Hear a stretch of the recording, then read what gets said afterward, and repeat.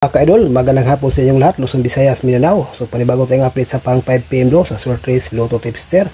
So ang result ngayon sa 2 PM is at 2 Porto, Mindanao area. Last to is Porto, mga ka-idol, no?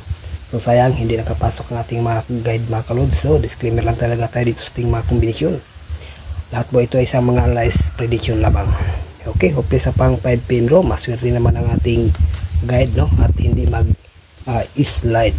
Shoutout po sa inyong lahat, lalo na dyan sa North and South Cotabato, Jinsan, Butuan, Cagayan de Oro City, Misamis Oriental, Misamis Occidental, Lanao del Sur, Lanao del Norte, Bilong, Zamboanga del Norte, no? Zamboanga, Sibugay, Davao, Dipolog City, no? Lapitan, dyan sa Bohol, lalo dyan sa Negros Occidental, Oriental, dyan sa Cebu, dyan sa Toledo. Shoutout po sa inyong lahat, magandang hapon. Okay, no? Move on tayo sa pang 5 PM draw. Unang guide natin is 694. Pangalawa is 814.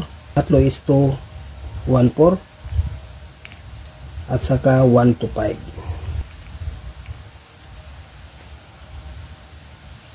Okay, so ang base natin ito ang 694 saka 125. No? So yan ang ating guide sa pang 5 PM draw. Nasa inyo na itong 214 at saka 814, no? Nagpa-slide lang, kumbaga series kombinasyon, no? Okay, so sa gustong mag 1 kombinasyon ay itong 125, mga ka-idol, the best din yan sa pang 5 PM sa gustong mag 1 kombi, no? Okay, so good luck, sana po ito ay hindi mag-slide at mabuinas, mga ka-idol, and hope to win. Bye bye.